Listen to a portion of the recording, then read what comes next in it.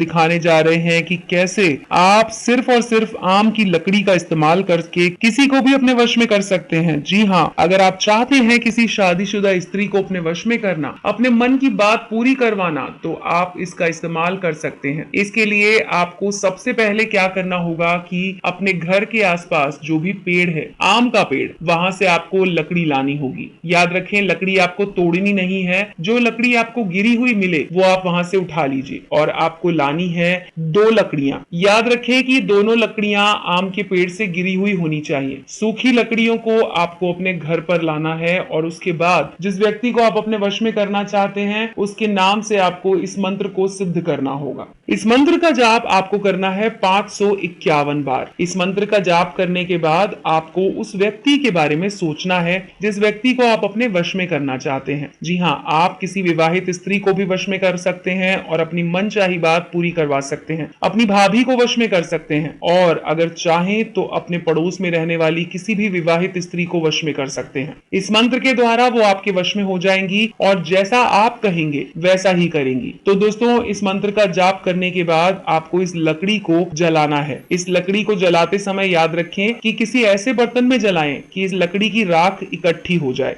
अब तो दोस्तों, इस लकड़ी की राख को आपको इस्तेमाल करना है उस औरत को अपने वश में करने के लिए, लेकिन याद रखें कि आपको इसकी राख को चुटकी भर इस्तेमाल करना है। बाकी की राख को आपको बहा देना है बहते हुए जल में। बहते हुए जल में जब आप इसे प्रवाहित करेंगे तो आपका कार्य होने में सिर्फ और सिर्फ 4 घंटे का समय लगेगा। पानी में इसे बहाएं और उसके बाद उस स्त्री के सामने जाएं जिसे आपने अपने वश में करने के लिए मंत्र का उच्चारण किया है। अब आपको इस राख को अपने माथे पर टीका लगाना है और उसके बाद उस स्त्री के सामने जाएं जिस स्त्री को आप अपने वश में करना चाहते हैं। वो आपके वश में हो जाएंगी। और अगर आपको लगता है कि ये उपाय करने में आप असमर्थ हैं तो आप हमारे नंबर्स पर कांटेक्ट कीजिए। गुरुजी आपके लिए ये कार्य पूरा करके देंगे।